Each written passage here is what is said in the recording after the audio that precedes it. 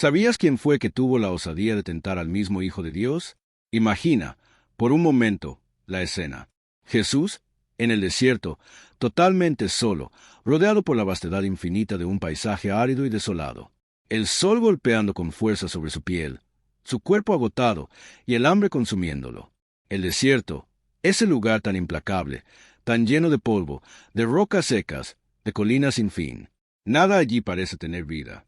Un lugar donde el viento corta como cuchillas y donde la sed es constante, como una sombra oscura que nunca se va.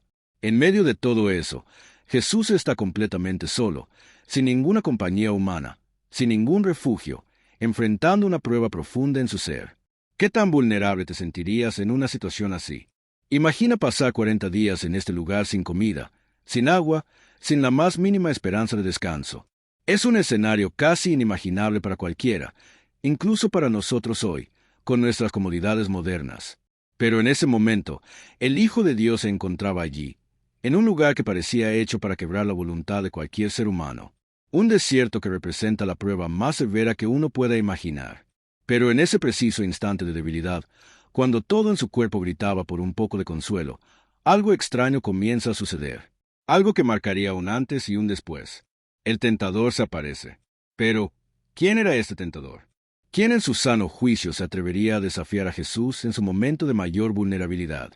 Esta es una de las grandes preguntas que debemos hacer al leer este pasaje, porque lo que estamos a punto de descubrir no es algo trivial. Este no era un ser cualquiera. Este no era un demonio común. Este era alguien con un propósito mucho más profundo, con un conocimiento que iba más allá de lo humano, alguien que no solo estaba allí para tentar, sino para llevar a cabo una misión en la que confiaba ciegamente. Jesús no fue llevado al desierto por azar. Todo tiene un propósito divino. Después de haber sido bautizado por Juan el Bautista, algo asombroso sucedió. El cielo se abrió, y el Espíritu Santo descendió sobre Jesús como una paloma. Un momento único en la historia, cuando la voz de Dios resonó desde los cielos. Este es mi Hijo amado, en quien tengo complacencia. Un momento glorioso, lleno de poder, de afirmación divina, en el que el universo entero fue testigo de la identidad y misión de Jesús. Todo estaba perfectamente alineado para el comienzo de su ministerio, para la manifestación de la luz de Dios sobre la tierra. Pero en lugar de comenzar a sanar a los enfermos, de liberar a los cautivos, o de proclamar su mensaje de amor y esperanza, el Espíritu Santo condujo a Jesús directamente al desierto. Esta acción no es un accidente, ni una simple casualidad. No es como si Jesús hubiera necesitado un descanso después del bautismo. No, esto tiene un propósito mucho más profundo. El desierto es el lugar de la prueba. Siempre lo ha sido. Desde los tiempos de Moisés, el desierto ha sido el escenario donde las pruebas más duras de la fe se realizan. En el desierto, el pueblo de Israel vivió un periodo de 40 años, donde se enfrentaron a dificultades extremas. Durante esos años, fueron purificados, moldeados y entrenados para confiar plenamente en Dios. El desierto se convirtió en un lugar simbólico de prueba y preparación. Moisés mismo tuvo su encuentro con Dios en la zarza ardiente en el desierto, y fue allí donde recibió las instrucciones para liberar al pueblo de Israel. El desierto siempre ha sido el lugar donde el ser humano se enfrenta a lo que está en su interior. Sus miedos, sus dudas, sus tentaciones y, sobre todo, su fe. Porque entonces Jesús, el Hijo de Dios, tenía que pasar por esta prueba. Porque, aunque Él era divino, también era humano. Al igual que nosotros, necesitaba ser probado. Necesitaba enfrentarse a las mismas pruebas que enfrentamos los humanos, pero Él las enfrentó de una manera perfecta. El desierto fue el lugar donde Jesús tendría que confrontar su humanidad, su debilidad y la oscuridad de este mundo. En ese momento, el desierto se convirtió en un campo de batalla espiritual. Y fue aquí donde comenzó su enfrentamiento con el mal. Durante esos 40 días y 40 noches, Jesús estuvo solo, sin compañía alguna. La Biblia nos dice que no comió ni bebió. ¿Te imaginas el impacto físico de una privación tan extrema? El cuerpo de Jesús estaba desmoronando. La mente humana comienza a fallar después de días sin comida o agua. El hambre es más que un deseo, es una necesidad primaria que se convierte en una presión insostenible. El dolor se hace tan intenso que todo lo demás pierde su claridad. El hambre se apodera de la mente, llevándola a pensar en soluciones rápidas, a ceder a la desesperación. La debilidad física de Jesús era total. Pero, como ya sabemos, este no es el final de la historia. En ese momento, cuando el cuerpo de Jesús estaba al borde de rendirse, es cuando aparece la presencia oculta que se había estado esperando, el tentador, Satanás. Esta figura que ha acechado desde el principio de los tiempos, sabe cómo manipular la situación perfecta para tentar a la humanidad en su punto más débil. Satanás no aparece cuando estamos fuertes, sino cuando estamos cansados, vulnerables, desbordados por el estrés o el dolor. Él conoce nuestra naturaleza, sabe cómo atacar cuando más necesitamos fuerza. ¿Pero quién es este tentador? Satanás no es un demonio cualquiera. Es Lucifer, el ángel caído que antes estaba en la presencia misma de Dios, lleno de luz y sabiduría, pero que por su orgullo fue expulsado del cielo.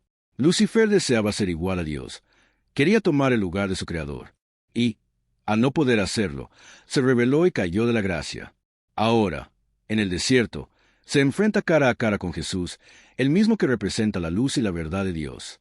Lucifer no ha perdido su astucia ni su poder, sigue siendo un ser extremadamente inteligente y manipulador. Y ahora, su misión es simple, desviar a Jesús de su propósito divino. Lo interesante aquí es que Satanás no se presenta como una figura monstruosa o grotesca, sino de una manera mucho más sutil. A menudo lo imaginamos con cuernos, cola y un rostro horrible, pero la verdad es que en la Biblia no hay ninguna descripción física clara de Satanás. Él aparece de manera casi invisible, susurrando en la mente, sembrando dudas, ofreciendo soluciones rápidas y fáciles, todo mientras oculta detrás de una fachada atractiva. Este es el primer gran engaño. Satanás no necesita ser visible o físico para tentar. Él sabe que su mayor poder está en la mente humana, en las ideas que nos planta, en las dudas que nos siembra, en las mentiras que nos hace creer. En este preciso momento de extrema debilidad física, es cuando comienza el verdadero enfrentamiento. La gran pregunta que surge aquí es, ¿cómo responderá Jesús a esta tentación? Pero antes de profundizar más en esto, quiero hacer una pausa para invitarte a suscribirte al canal. Si te ha cautivado esta historia y quieres seguir aprendiendo sobre estos temas poderosos, suscríbete ahora. Te aseguro que lo que sigue te sorprenderá y te ayudará a fortalecer tu propia fe. Haz clic en el botón de suscripción y acompáñanos en esta travesía espiritual. El tentador aparece en el momento de mayor fragilidad de Jesús. Y no es un demonio cualquiera que se presenta frente a él. Este ser es algo mucho más profundo, más astuto y más peligroso. No estamos hablando de un simple adversario. Este es un ser inteligente, estratégico, con un vasto conocimiento de las Escrituras y de la naturaleza humana. Es un ser con experiencia, que sabe cómo hacer que una persona dude, vacile y finalmente caiga. ¿Te imaginas a alguien con esa clase de poder, de conocimiento y astucia? ¿Quién podría ser tan audaz como para intentar tentar a Jesús en su momento más vulnerable? Este ser tiene un nombre, uno que todos conocemos: Satanás, el adversario, el enemigo. Pero muchos estudiosos creen que estamos ante Lucifer, el ángel caído que una vez estuvo en la presencia misma de Dios, lleno de luz, sabiduría y poder. Lucifer, con su orgullo, intentó elevarse por encima de su Creador y fue expulsado del cielo. Este es el ser que se enfrenta cara a cara con Jesús en el desierto. No se trata de una entidad común, sino de un ser con una gran astucia, un conocimiento profundo de las Escrituras y un propósito muy claro: desviar a Jesús de su misión divina. Lucifer, ahora conocido como Satanás, sabe exactamente lo que está haciendo. Él espera pacientemente el momento de mayor fragilidad, el momento en que Jesús está completamente vulnerable. Y, de hecho, las tentaciones que usa contra Jesús son las mismas que utiliza con nosotros hoy. El tentador no cambia su estrategia, simplemente la aplica de manera diferente dependiendo de la persona y la situación. Y las tres tentaciones que vemos en el desierto son un reflejo de cómo Satanás actúa en nuestras vidas cotidianas. Primera tentación: la identidad de Jesús. La primera tentación es una prueba a la identidad de Jesús. Satanás, con una astucia impresionante, se acerca a Jesús y le dice: si eres el Hijo de Dios, manda que estas piedras se conviertan en pan. Este es un ataque directo a su identidad. Satanás no le dice: come, tienes hambre. No. Lo que hace es sembrar una duda profunda. Si realmente eres quien dices que eres, ¿por qué no demuestras su poder? Es como si estuviera diciendo: ¿no eres el Hijo de Dios? Entonces demuestra que lo eres haciendo algo increíble. Usa tu poder a tu favor. Ese es el primer truco del enemigo: hacernos dudar de quienes somos en Dios.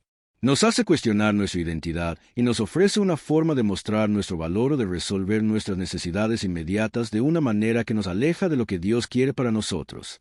La tentación aquí no es simplemente comer. Es usar el poder divino de manera egoísta, para satisfacer una necesidad inmediata, sin tener en cuenta el plan de Dios. Pero Jesús responde con firmeza, usando la palabra de Dios. No solo de pan vive el hombre, sino de toda palabra que sale de la boca de Dios. Jesús nos enseña una lección clave aquí. No solo el cuerpo necesita ser alimentado, sino que el alma también necesita la palabra de Dios. A veces, en nuestras propias vidas, caemos en la tentación de tratar de resolver las cosas por nuestra cuenta, de satisfacer nuestras necesidades a nuestra manera, sin esperar en Dios. Jesús nos muestra que la verdadera vida no se encuentra solo en lo que consumimos físicamente, sino en lo que recibimos de la voluntad de Dios. Segunda tentación, el poder y la gloria. La segunda tentación es aún más seductora y peligrosa. Satanás lleva a Jesús a un lugar elevado, y le muestra todos los reinos del mundo y su gloria. Le dice, todo esto te daré, si postrado me adoras. ¿Te das cuenta de lo que está ofreciendo? Satanás no le está ofreciendo simplemente riquezas o poder terrenal. Le está ofreciendo la gloria del mundo entero. Todo el poder, la fama, la influencia, el dominio sobre todo lo que existe, a cambio de una sola cosa, adoración. Aquí está el engaño. Satanás no tiene poder real sobre esos reinos.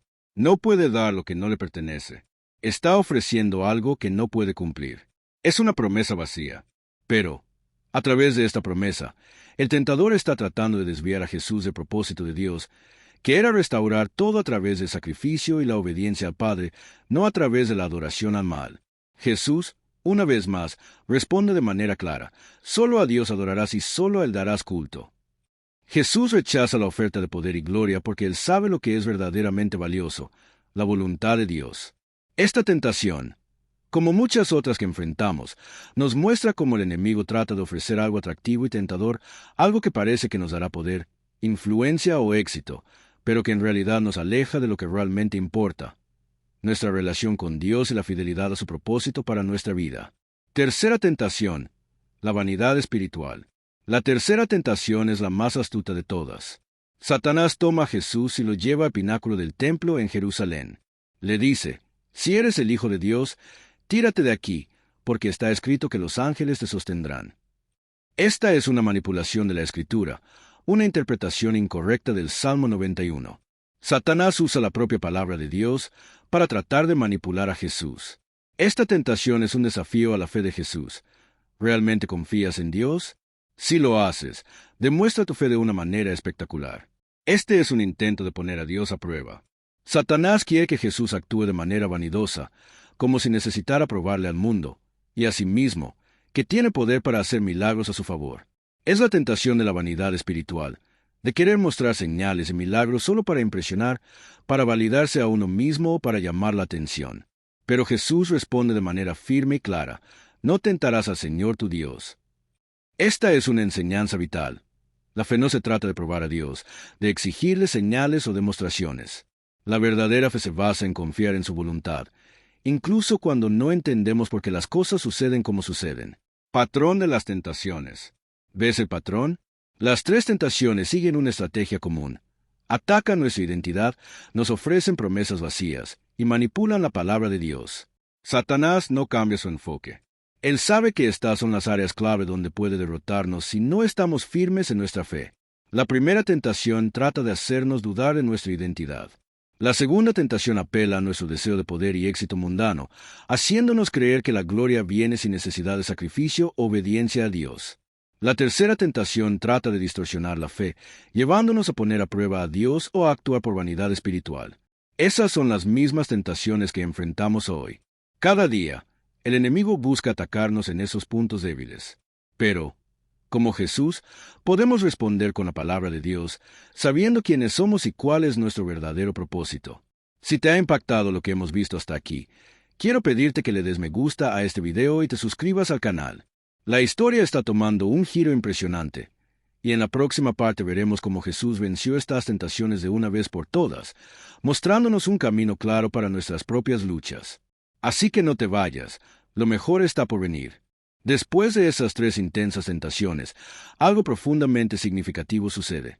Satanás no tiene más argumentos, se da cuenta de que no puede engañar a Jesús, y finalmente se aleja de él por un tiempo. Este es un momento de transición en la historia. Aunque el tentador se aleja temporalmente, no ha abandonado su misión. De hecho, este retiro no significa que el enemigo haya dado por perdida la batalla. Solo está esperando el momento oportuno para regresar. Este es un recordatorio muy importante para todos nosotros. La tentación no desaparece de manera definitiva.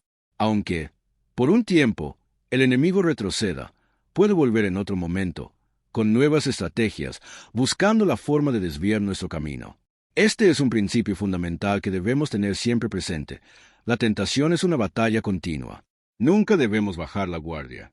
La vida espiritual no es una lucha que se gana de una sola vez, sino una serie de batallas constantes. Jesús, en su victoria, nos mostró que el enemigo no nos deja en paz después de un solo enfrentamiento ganado. Él puede regresar más tarde, pero nuestra respuesta a esas tentaciones debe seguir siendo la misma: firmeza en la fe y uso de la palabra de Dios como nuestra principal defensa. Lo que es absolutamente asombroso en este pasaje es que Jesús, a pesar de estar físicamente agotado, se mantiene inquebrantable en su espíritu. Durante 40 días sin comer ni beber, con el calor abrasador del desierto durante el día y el frío helado por la noche, él estaba al límite de sus fuerzas físicas. A lo largo de toda la tentación, Jesús no cedió ni un segundo. No se trataba solo de una batalla de resistencia física, sino de una lucha espiritual profunda. El enemigo vino a tentar a Jesús con su astucia, su manipulación y su conocimiento de las debilidades humanas. Pero Jesús no luchó con la fuerza física. Él respondió con la palabra de Dios. Cada tentación que Satanás le presentó fue vencida con un versículo de la Escritura. No fue una batalla de fuerza bruta, sino una batalla de fe y verdad. La palabra de Dios se convirtió en su espada, y con ella, Jesús cortó las mentiras del enemigo. Este es el gran aprendizaje para nosotros. Nuestras propias luchas espirituales no deben ser enfrentadas solo con nuestra fuerza física o lógica, sino con la verdad de la palabra de Dios. Cuando enfrentamos tentaciones, dudas o luchas internas, no podemos confiar solo en nuestra sabiduría o en nuestra capacidad humana para resistir. Necesitamos recurrir a la palabra de Dios, a las promesas que nos ha dado en las Escrituras. Es la verdad revelada en la palabra de Dios la que nos fortalece y nos ayuda a resistir la tentación. Algo igualmente importante sucede al final de este enfrentamiento. Después de que Jesús ha resistido las tentaciones, los ángeles vinieron y lo asistieron. Le dieron de comer y lo fortalecieron. Este es un acto de gracia divina. Aunque Jesús había pasado por una prueba física y espiritual tan intensa, Dios no lo dejó sin consuelo ni fortalecimiento. Jesús, después de haber vencido en su lucha espiritual, fue restaurado. El Padre proveyó para él, enviando ángeles que lo cuidaron y lo fortalecieron en su humanidad. Este es un punto clave. La victoria espiritual no significa que no experimentemos fatiga o agotamiento. Jesús, aunque victorioso, fue atendido por los ángeles porque estaba agotado. La lucha espiritual puede dejarnos exhaustos, pero Dios siempre proveerá lo necesario para restaurarnos y fortalecernos, ya sea de manera espiritual o física. Esta es una muestra de que Dios entiende nuestra humanidad, y aunque nos llama a luchar en su nombre, también está dispuesto a brindarnos el apoyo y la restauración cuando más lo necesitamos. Ahora bien, lo que podemos aprender de todo este proceso es algo esencial. Cuando enfrentamos nuestras propias tentaciones, no debemos confiar únicamente en nuestras fuerzas o en nuestra capacidad para resistir. La clave está en nuestra fe, y esa fe debe estar firmemente anclada en la palabra de Dios. Jesús no solo sabía quién era Él, sino también quién era Dios. Su confianza en la palabra de su Padre lo hizo inquebrantable ante la tentación. Cada respuesta que dio a Satanás estaba fundamentada en la verdad revelada en las Escrituras, y eso le dio la victoria. Si nosotros aprendemos a hacer lo mismo, responder a las tentaciones con la palabra de Dios, también podremos resistir las pruebas y los desafíos que se nos presenten. Ahora, aunque probablemente no estemos siendo tentados por Lucifer directamente, las estrategias que usó en el desierto contra Jesús son las mismas que Satanás utiliza con nosotros hoy. El enemigo no cambia su enfoque. Ataca nuestras identidades, ofrece promesas vacías de poder, fama o éxito, y manipula la palabra de Dios para tratar de apartarnos de su camino. Nos hace dudar de lo que somos en Cristo, nos ofrece lo que parece ser atractivo, pero es en última instancia destructivo, y nos tienta a usar la palabra de Dios para nuestro propio beneficio egoísta. ¿Te suena familiar? La tentación de Jesús no fue única ni exclusiva de Él. Las mismas tentaciones que Él enfrentó, nosotros también las enfrentamos de diferentes maneras, a lo largo de nuestra vida. Pero la gran pregunta es, ¿cómo responderemos? ¿Usaremos la palabra de Dios como Jesús lo hizo, o caemos en la trampa de seguir nuestros propios deseos, dudas y miedos? La victoria de Jesús nos muestra que solo a través de la verdad de Dios podemos resistir. Reflexión profunda. ¿Cómo enfrentar tu propio desierto? Puede que estés pasando por tu propio desierto en este momento.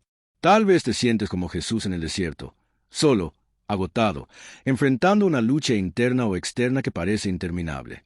La tentación puede ser más fuerte en esos momentos de debilidad, y a veces, el desierto parece no tener fin. Pero quiero recordarte algo muy importante. La victoria es posible.